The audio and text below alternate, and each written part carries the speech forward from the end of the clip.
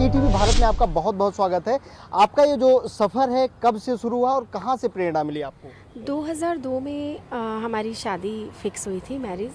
तो उस समय मेरे परिवार वालों ने मेरे हस्बैंड को और उनके परिवार वालों को बोला कि बेटी है, दहेज में हम फर्नीचर है, एसी है, गाड़ी है, देना चाहते हैं। तो मेरे हस्बैंड ने बोला कि मैं दहेज के ख़िलाफ़ हूँ और मैं 1 रुपया भी दहेज का नहीं लूँगा।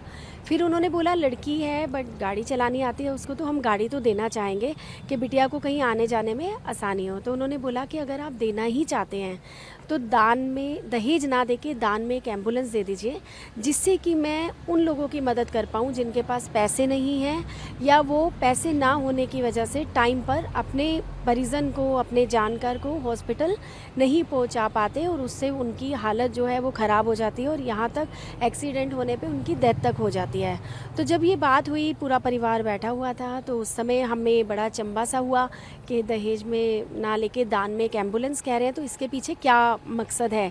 तो जब पूछा गया तो उन्होंने बताया कि मेरी 14 साल की उम्र थी तो मेरे पापा का रोड एक्सीडेंट हो गया था। 6 से 7 हॉस्पिटल हमने ऑटो रिक्शा की मदद से बदले थे और पिताजी को हॉस्पिटल पहुंचाया। बट जब तक पिताजी हॉस्पिटल पहुंचे तब तक उनकी हालत इतनी ख़राब हो गई कि वो कोमा में चले गए। 2 साल तक पिताजी की हालत ख़राब रही और वो कोमा में रहे और उनका ट्रीटमेंट चलता रहा। और जिसकी वजह से डॉक्टर ने बोला उस समय कि अगर आप इनको थोड़ा पहले ले आते तो सर में जो इनके इंटरनल ब्लीडिंग हुई है उससे शायद हम इनको बचा पाते और सर्जरी जो भी प्रोसेस है वो हमें इतना ज़्यादा ना करना पड़ता समय पे आने पे। तो उस समय इन्होंने ये प्रण लिया कि भगवान कभी मेरे को इस लायक बनाए कि जो मैं आज दिन देख रहा हूँ वो किसी और को ना देखने दूँ। तो इसीलिए मैं आपसे निवेदन करता हूँ कि आप दहेज ना देके दान में एक एम्बुलेंस दीजिए, जिससे मैं नीडी एंड पुअर पीपल की हेल्प कर सकूँ। जी मैम, अभी तक आप लोग कितनी एम्बुलेंस चला रहे हैं? एक एम्बुलेंस से आप बता रही हैं शुरुआत की दिल्ली एनसीआर में, और लगभग कितने लोगों को अस्पताल में समय पर पहुंचाकर उनकी जान बचा चुके हैं? हम लोगों ने जो हॉस्पिटल पहुंचाया है, सच कोई हम वीडियो या कुछ ऐसे नहीं बनाते हैं। एक धन्यवाद लेटर उनसे लेते हैं, चाहे वो व्हाट्सएप पे है, चाहे वो फिज़िकली देना चाहता है। तो उसके हिसाब से तो 10,000 से ज़्यादा लोगों की जान, आज से 4 साल पहले तक हम लोगों ने जब काउंटिंग की थी तब आ रहा था कि बचा चुके हैं और उनको संस्कार के लिए शमशान घाट तक पहुँचा चुके हैं। और लास्ट 20 मतलब आज 23 साल हो गए हमें ये सेवा देते हुए।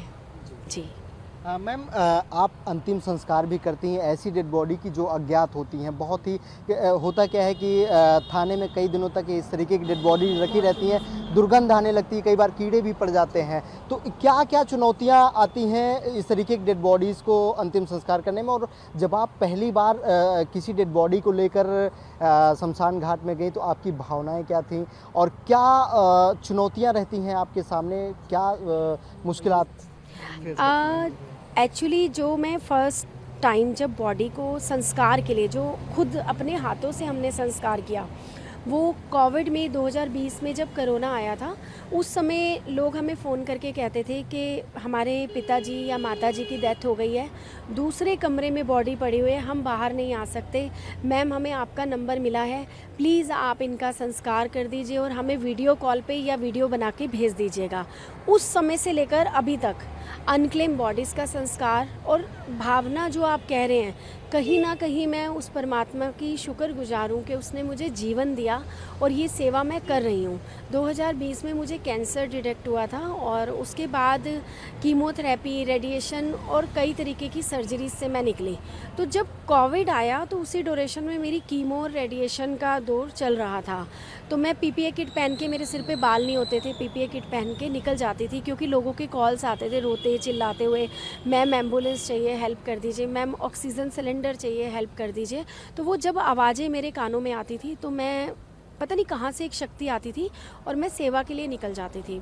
तो मेरे घर वाले मुझे कहते थे कि तुम पागल हो क्या, तुम इस कंडीशन में, जबकि तुम्हें रेडिएशन से भी दूर रहना है और तुम इस परेशानी से गुजर रही हो और तुम सेवा के लिए निकल जाती हो जहां अपने अपनों के काम नहीं आ रहे हैं। तो तब उनको मैंने ये जवाब दिया था, मैंने कहा आप ये बात बोल रहे हैं जिनकी बॉडी अभी मैं संस्कार करके आई हूँ, कल तक इनसे मेरी बात हो रही थी, इनको नहीं पता था कि अगले दिन हम नहीं रहेंगे। तो मैं उस परमात्मा की शुक्रगुजार हूँ। मुझे तो पता है ना कि मैं 6 महीने, साल, कितने टाइम तक ज़िंदा रहूँगी, पर आज मैं ज़िंदा हूँ, मुझे सेवा करने दीजिए, मुझे मत रोकिए आप। तो वो कहीं ना कहीं से अंदर से कॉन्फिडेंस आया और मैं अपनी उन लोगों को रोते बिलखिलाते देख के अपना दर्द भूल गई, उनके दर्द को देख के।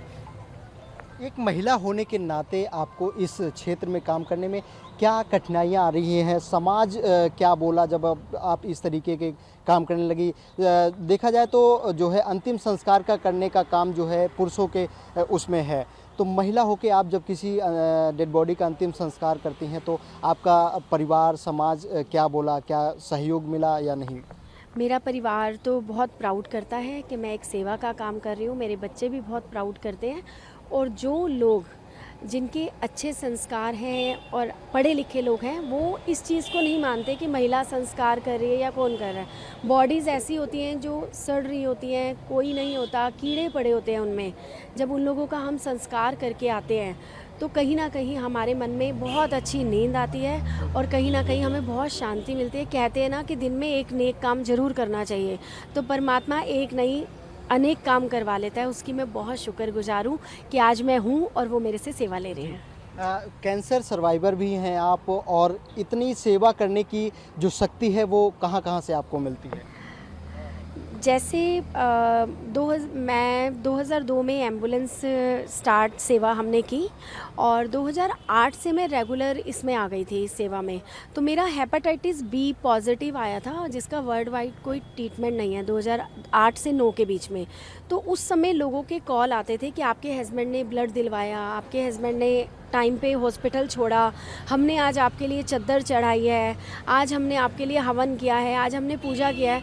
तो जब 6 महीने बाद हेपेटाइटिस बी पॉजिटिव से नेगेटिव हो गया, तो उस समय मैं जब डॉक्टर रणधीर सूद के क्लिनिक से, गंगाराम हॉस्पिटल के रूम से बाहर निकली, तो मैंने डॉक्टर साहब ने बहुत सारे टेस्ट कराए कि पहली बात तो ये हो नहीं सकता, अगर ये ऐसा हो गया है तो ठीक है, साइलेंट है, हो सकता है कभी भी वो हो जाए। बट जब मैं उनको मैंने कहा सर क्या मैं अभी हेपेटाइटिस बी पॉजिटिव का वैक्सीनेशन करवा लूँ, अभी तो नेगेटिव आ रहा है। तो उन्होंने मुझे एक शब्द बोले थे कि ट्विंकल तुम जाओ यहाँ से, तुम्हारा वैक्सीनेशन तो उस परमात्मा ने कर दिया है, तुम्हें किसी इंजेक्शन की ज़रूरत नहीं है। तो जब उन्होंने ये बोला तो गंगाराम से बाहर आते हुए मैंने मन में ये धारणा कर ली थी कि आज मेरे हस्बैंड की सेवा की वजह से मेरी ज़िंदगी है, अब आगे का जीवन भी जो है वो मेरा इसी सेवा में जाएगा। और वही पढ़ा दोबारा 2020 में जब मुझे कैंसर डिटेक्ट हुआ, ब्रेस्ट कैंसर पॉजिटिव आया कि ट्रिपल नेगेटिव है और इसका कोई इलाज नहीं है। पर जब मैं एम्स जाती थी या अपना ट्रीटमेंट कराती थी तो मुझे ऐसा लगता था कोई शक्ति मेरे साथ चल रही है। वहाँ के डॉक्टर भी मुझे कहते थे कि मैडम आप बाहर जाओ, पेशेंट को भेजो जिसका ट्रीटमेंट हो रहा है। तो मैं कहती थी कि मैं ही पेशेंट हूँ, तो वो बहुत अचंभा करते थे। तो साक्षात जिसे कहा जाता है, जब हम सेवा करते हैं और दिल से करते हैं तो वो परमात्मा हमारा साथ देता है। तो उसको मैं मानते हुए और उसका लाइव एग्जाम्पल देखते हुए मैं इस सेवा को आगे कंटिन्यू रखना चाहती हूँ।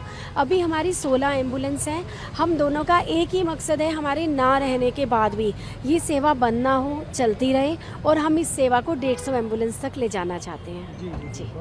और एक जानकारी चाहेंगे कि ये जो आप सेवा कर रही हैं, क्या इस सेवा को आप अध्यात्म की यात्रा मानती हैं? और किसी शव को, जब आप किसी अज्ञात शव को अंतिम संस्कार करती हैं तो किस भावना से करती हैं, क्या सोच होती है आपकी? हमारे बड़े बुजुर्ग कहते थे कि एक अर्थी को अगर हम कंधा देते हैं तो पता नहीं कितना पुण्य प्राप्त होता है। तो जब हम संस्कार करके आते हैं तो एक जो नींद आती है ना, जब हम रात को सोते हैं तो पता नहीं कितना शरीर को हल्का महसूस करते हैं, और ऐसे लगता है कि देखो जानवर चाह के भी किसी की नहीं कर सकता, एक इंसान ही है जो इंसान की मदद कर सकता है। तो एक उस भावना से हम लोग ये सेवा करते हैं, तो अध्यात्म की ओर ही हमें ये लेके जाता है। तो ये सेवा ही है जिसकी वजह से आज मैं अपने परिवार के साथ हूँ, आज मैं यहाँ हूँ, आपके सामने खड़ी हूँ। तो मैं उस परमात्मा की हर पल शुक्रगुजार करती हूँ कि उसने मुझे ये जीवन दिया और ऐसी सोच दी कि जिससे मैं ये सेवा कर पा रही हूँ। जी मैम, एक जानकारी और कि आपके इस संघर्ष में, इस आपके सेवा के कार्य में परिवार किस तरीके से सपोर्ट किया, किनका सबसे ज़्यादा सहयोग है? सबसे ज़्यादा पूरे परिवार का ही सपोर्ट रहा है। मेरे हस्बैंड ने मैं उनका थैंक्स कहना चाहती हूँ कि उन्होंने मुझे एक ऐसी सोच दी कि ये सेवा मैं इस तरीके से कर सकती हूँ। उनकी वजह से ये सोच मेरे भी मन में आई और पूरे परिवार का ही सहयोग रहा है, चाहे वो मेरी बेटियाँ हैं, चाहे मेरे हस्बैंड हैं, चाहे मेरे इन-लॉज़ हैं, चाहे मेरे भाई बहन हैं, माता पिता हैं, सबका ही सपोर्ट रहा है। कहीं ना कहीं वो भी बहुत प्राउड फील करते हैं कि हमारी बेटी एक अच्छा कार्य कर रही है। तो आप मृत्यु जो है एक परम सत्य है, तो आपके बाद जो है आपका ये जो मिशन है क्या वो भी चलता रहेगा? क्या इसके लिए भी आपने कुछ टीम या किसी को जिम्मेदारी अभी से सौंपी? कुछ लोग हैं जो हमारे साथ मिलके इस सेवा में हमारा साथ देते हैं, एज ए वॉलंटियर आते हैं और सहयोग करते हैं। जिससे जितना हो पाता है वो कोशिश करता है कि सहयोग करें और ये एम्बुलेंस सेवा बंद ना हो। तो हम अब इसी तरीके की टीम बनाना चाहते हैं कि जिससे कि 150 एम्बुलेंस दिल्ली में 10 किलोमीटर के दायरे में खड़ी हो और अगर किसी को भी एम्बुलेंस की ज़रूरत है वो एक बटन दबाए और वहाँ पे एम्बुलेंस पहुँच जाए। जी। एक और जानकारी चाहेंगे कि आपको इस सराहनीय कार्य के लिए अब तक अभी तक पद्मश्री के अलावा जो है और क्या-क्या सम्मान मिला है? मुझे नारी शक्ति पुरस्कार से सम्मानित किया गया था और उसके अलावा देशों और विदेशों में सैकड़ों ही अवार्ड मिले हैं। और जब हम डीमोटिवेट होते हैं ना तो परमात्मा किसी ना किसी रूप में हमारे पास किसी ना किसी को भेज देता है कि ये आप नेक कार्य कर रहे हैं, आपका ये अवार्ड है और आके इसको लीजिए। तो फाइनेंस मिनिस्टर जी ने भी मुझे, निर्मला सीतारमन जी ने भी अवार्ड दिया, मोदी जी ने लंच पे बुलाया, मन की बात कार्यक्रम में हमारा जिक्र हुआ, अमिताभ बच्चन जी ने हमें कॉल किया। तो ये कहीं ना कहीं जब हम डीमोटिवेट हो जाते हैं, देखो पेट्रोल भी डलता है और ड्राइवर को सैलरी भी देनी पड़ती है, तो कई बार बच्चों की फीस से भी कंप्रोमाइज़ करना पड़ता है और अपने खर्चों से भी, पर अपने हम मिशन को नहीं रोक सकते क्योंकि एक आदमी मर रहा है या उसका एक्सीडेंट हुआ है तो हम ये नहीं कह सकते नहीं ये ना करके हम ये करेंगे। तो बहुत सारे लोग हैं जिनका सहयोग भी मिलता है, कई बार हम डीमोटिवेट भी हो जाते हैं पर परमात्मा किसी ना किसी को भेज के हमें मोटिवेट कर देता है। जी, बहुत बहुत धन्यवाद।